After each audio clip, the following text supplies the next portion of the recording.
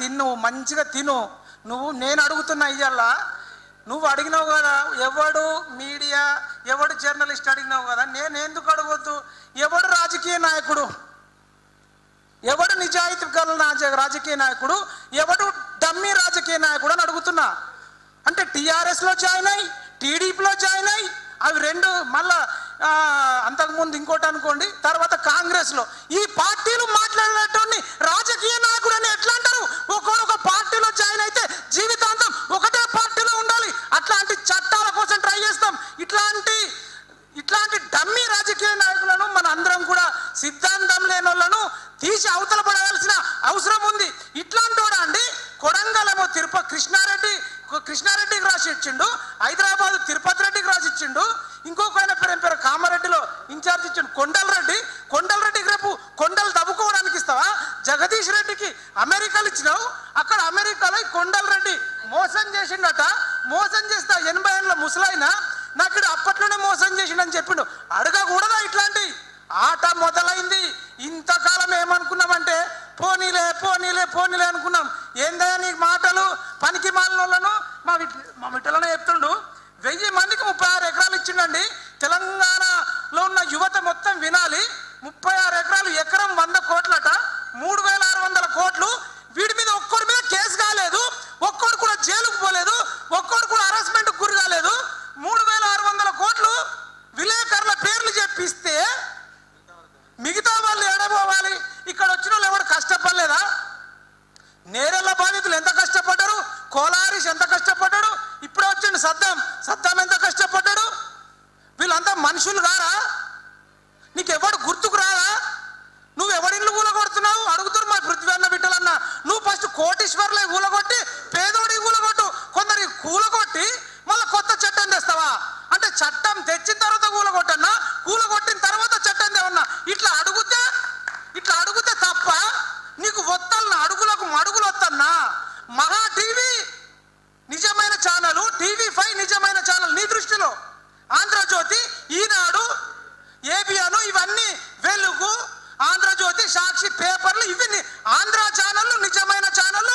ఇక్కడ పుట్టిన ప్రతి ఒక్కరు తిరుపతి తెలంగాణ బిడ్డ, భూపాలపల్లి బిడ్డ దాసరి శ్రీనివాస్ అన్న, పటంచెరు బిడ్డ శ్రావ్య, నేను నిజామాబాద్ బిడ్డను, బిడ్డలన్న ఖమ్మం అన్నది వరంగల్ పృథ్వీ అన్నది. మేమందరం తెలంగాణోళ్ళు. నీ దృష్టిలో చెప్పు మరి, తెలంగాణోడు జర్నలిస్టు కాదు, తెలంగాణోడు యూట్యూబోడు కాదు, ఓన్లీ ఆంధ్ర ఛానళ్ళు, ఈనాడు మా ఛానల్, TV5, ఆంధ్రజ్యోతి రాసుకో. దువ్వాడ శ్రీనును దువ్వెన ఈ పేపర్లు వేస్తాడు నిజమైన ఛానల్. అదే రెడ్డి వారి కుంటలో ఇల్లు కట్టుకున్న రెడ్డి గారి ఇల్లు అంటే ఆమె జర్నలిస్ట్ కాదు. అడగొద్దా? కొండారెడ్డిపల్లి అడగొద్దా? నువ్వేం బీకినిచ్చినావు మాకు? దాసరి సీనను అరెస్ట్ చేసి బట్టలు ఇప్పించి కవిత కొడితే మేము గొడగొడ ఏడిస్తే నువ్వు మాట్లాడినావు అన్నాడు వచ్చి. నేను భయంగా మాట్లాడుతూ ఒక వీడియో రిలీజ్ చేసి మహారాష్ట్ర వారిపోవాల్సి వచ్చింది. అంతటి దుర్మార్గమైనటువంటి పరిస్థితులు. మేము సీతాఫల్ మండిలో ఒక దగ్గర రూము, పార్షిగుట్టలో, అక్కడికి వెళ్ళాల కొడితే బాబుఖాన్ ఎస్టేట్లో. అసలు యూట్యూబ్ ఛానళ్లకు రూమ్ కిరాయికి ఇవ్వమంటే మేము ఇయ్యం రా అన్నారు. గొడగొడ ఏడ్స్టల్లో మాలో మేమే. రూమ్ కిరాయికి ఇయ్యరు, కమర్షియల్ కాంప్లెక్స్లలో తీసుకుంటా అంటే ₹1,00,000 50,000 పెట్టలేని పరిస్థితి. ఇప్పటికే ఒక 70,000 కెమెరా కెనాన్ 200D2 ఒక 4 లక్షల కెమెరా కొనుక్కోలేని పరిస్థితి. ఇప్పటికీ ప్రాణాలకు తెగించి నాగార్జున సాగర్లో కొట్లాడితే, కిడ్నాప్ చేస్తే ఈ రేవంత్ రెడ్డి అనేటోడు ప్రతిపక్షంగా ఉండి ఒక్క మాట నోరు తెరిచి మాట్లాడలే. నువ్వు ప్రతిపక్షంగా ఫెయిల్ అయిపోయినావు. దాసరి సీనన్న గురించి మాట్లాడలే. శ్రావ్యను ఆర్మూర్లో అరెస్ట్ చేసినప్పుడు నువ్వు మాట్లాడలే. మన తొలి వెలుగు రాజన్నను పండ్లు అమ్ముకునేటప్పుడు తీసుకపోయినప్పుడు, కిడ్నాప్ చేసినప్పుడు మాట్లాడలే. విఠలన్నను తీసుకపోయి ఇంట్లోకి వెళ్ళి పట్టుకపోయినప్పుడు నువ్వు మాట్లాడలే. తిరుపతి మీద దాడి జరిగినప్పుడు నువ్వు మాట్లాడలే. మళ్ళా నన్ను జైల్లో పెట్టినప్పుడు కూడా మాట్లాడలే. నువ్వు ప్రతిపక్షంగా ఫెయిల్ అయినావు, అధికార పార్టీగా ఫెయిల్ అయినావు. మేము అడుగుతున్నాం సోనియా గాంధీని, రాహుల్ గాంధీని, కాంగ్రెస్ పార్టీని, రేవంత్ రెడ్డి పోతేనే కాంగ్రెస్ బతుకుతుంది. మీ కాంగ్రెస్ బతకాలంటే రేవంత్ రెడ్డిని మీరు సీఎం పదవి నుంచి తీసేస్తేనే మీ కాంగ్రెస్ బతుకుతుంది. లేకపోతే ఛాలెంజ్ చెప్తున్నాం. సోమాజిగూడ ప్రెస్ క్లబ్లో మా టార్గెట్ రేవంత్ రెడ్డి కాదు, అప్పుడు దేశవ్యాప్తంగా హర్యానా కావచ్చు, జమ్మూ కాశ్మీర్ కావచ్చు, రేపు ఎక్కడ